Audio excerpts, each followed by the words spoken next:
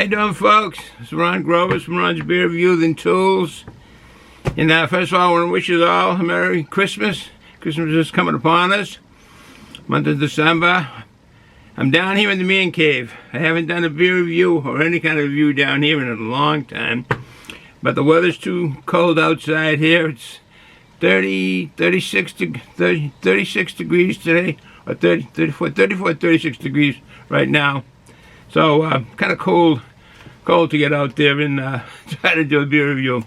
But anyways, we got I think a pretty good brew here from Mayflower Brewing Company over there in Plymouth, Massachusetts, and it sounds pretty good. And I'll give you the reason on the name for this and some of those other names that were kind of peculiar that I did reviews on. It's basically from Mayflower Brewing Company out of Plymouth, Massachusetts. It's 12 Resnick Road. 12 Resnick Road. I gotta take my glasses off to read. I'm the only guy that probably have to take them off to read. But anyways, this Mayflower Brewery is a Fear and Patience is the name of it. It's a New England double IPA. Fear and Patience is actually the names of daughters. And I think it was John Alden was actually the cooper who made the barrels, who made the beer barrels and water barrels, etc. Who made the wooden barrels back then? There were the coopers, and John Alden was one of the 102 patrons on the Mayflower, people that came over. The name again, Fear and Patience, is the name, two daughters of the Brewster family. Fear and Patience, and they are sisters of Love and Wrestling. I did a beer review for Mayflower, and the IPA was called Love and Wrestling, which was actually the first name of Love and Wrestling Brewster. And this here is the first name of two girls, the daughters, Fear and Patience Brewster, which they were on the Mayflower, the 102 passengers on the ship that came to Plymouth, Massachusetts, came to Massachusetts shores in 1620. Actually landed December of 1620. 102 folks.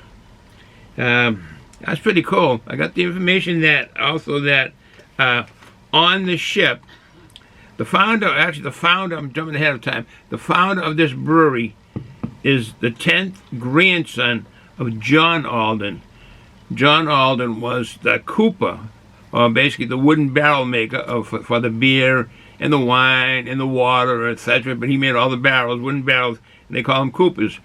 And John Alden was on the Mayflower, and he's the 10th descendant, the 10th, his grandson is the founder of this, the 10th descendant, the founder of this brewery. It's interesting because a lot of people are kind of connected or related to people that were on the Mayflower, the 102 people, and then other people came later. But of the 102, my wife and now my children, my kids, are also direct descendants of the Mayflower. I think my wife is probably the fourth or fifth, it might be the sixth, but I think the fifth generation, she is of Eaton, a direct descendant she's a direct descendant of Francis Eaton. That's enough of the talking here. Let's get to the brew. I think I've got all the information mentioned as I wrote down. We know the Plymouth colony was settled December, I think I already said that, December 1620, 102 folks on ship. All right, let's get to this brew. I do have a mug to that. And it sounds pretty interesting. By their words, the brewery's words, this is going to be a medium to full-bodied brew with mosaic, because the mosaic and the Cedro and Azacca hops. They should be given as a good mango, pineapple, papaya, orange, and a creamsicle, and tangerine and pine aromas. So, sounds interesting. That's all that fruitiness. It sounds almost like a New England juice bomb. All right, no further ado. It does seem kind of strange doing a beer review down here at the Man Cave. I hadn't done it for so long down here. It actually turned into a storage area, and more so now because of Christmas. All right, enough talk. I'm liking the color of this. It's sure looking like a New England juice bomb. Definitely looking like a New England juice bomb. Oh yeah, those aromas. Definitely getting the aromas like a New England juice bomb. Put more in there.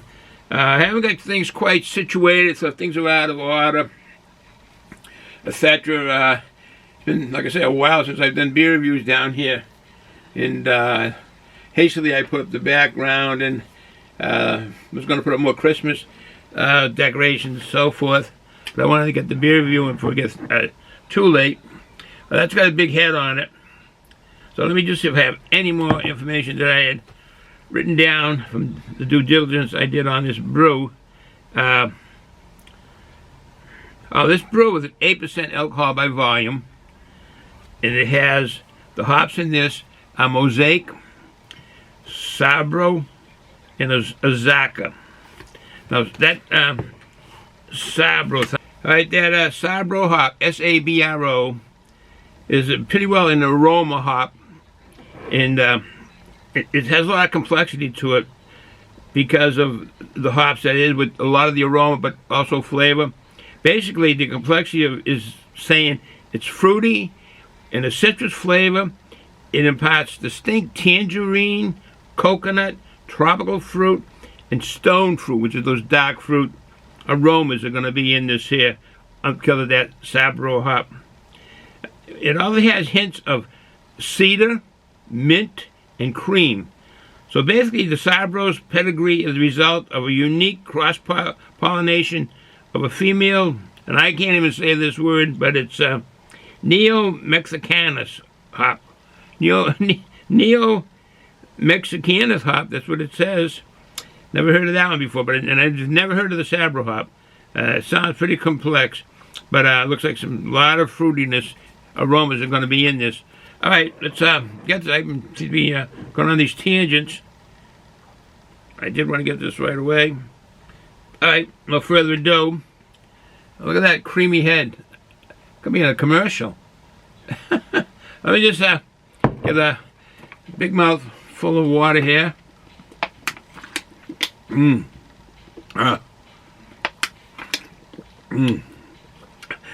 Because of Christmas, there's been a lot of shopping going on, a lot of baking in the house and cooking, a lot of visiting friends and so forth. And luckily, my daughter's here.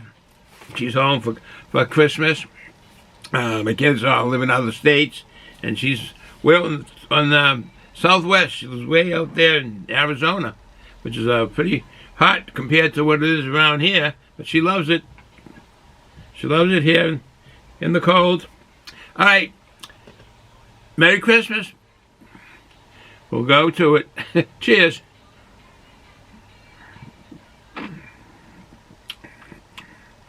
Yeah, it's a New England juice bomb.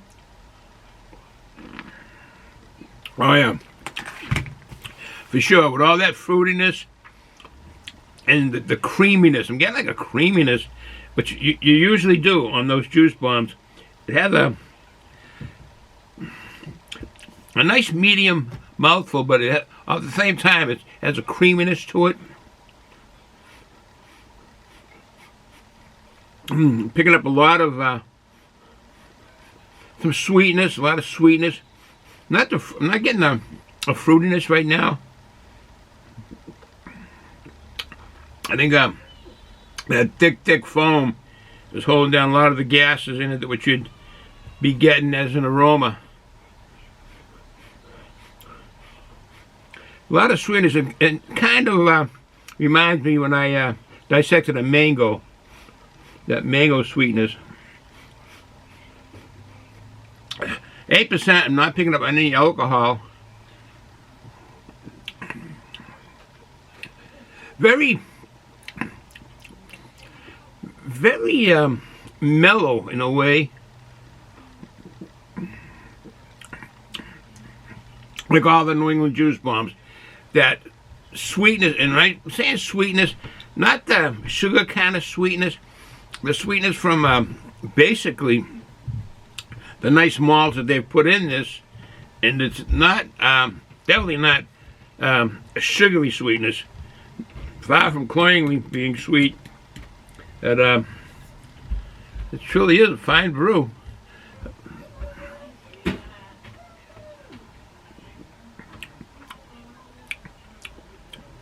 The aromas are starting to come out now.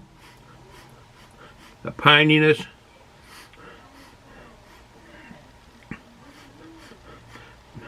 Much citrusy. Pineapple. It's coming out now.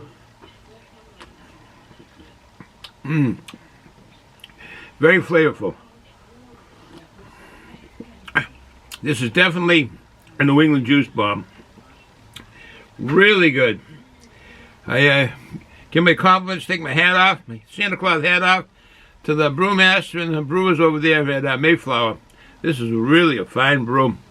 It's good for Christmas. It's nice, mellow, not too stringent on the hops.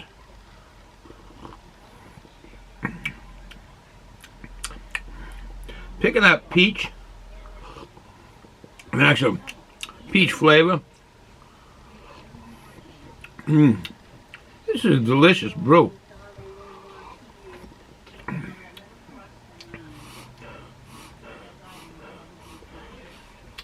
Again, the hops in this, that mosaic and the citrus hops, Sabro hops, and the Zaka, I never knew that they were put together, comes out like a nice juice bomb. I always thought it was Galaxy or citrus hops or mosaic that would give you the juice bomb, but the Sabro and the Zaka, I guess they do too. They're definitely the Sabro with all those fruit aromas, and they add somewhat to the flavor.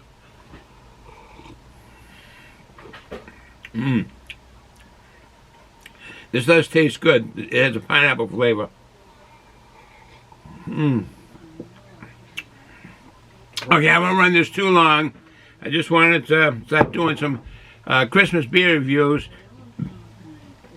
This one here, my lovely wife picked this up, actually. She picked this up for the Christmas time. And I thank her. It's really a fine, fine brew. So with that said, I won't run this too long. If you're going to drink alcohol, drink responsibly. Don't drive. Don't run heavy equipment. And I hope you all enjoy and have a very happy, Merry Christmas. And whatever holidays that you cherish and party with. I hope you all have a fantastic time. Excuse me. Good combination in this. So, Merry Christmas and upcoming Happy New Year. Cheers.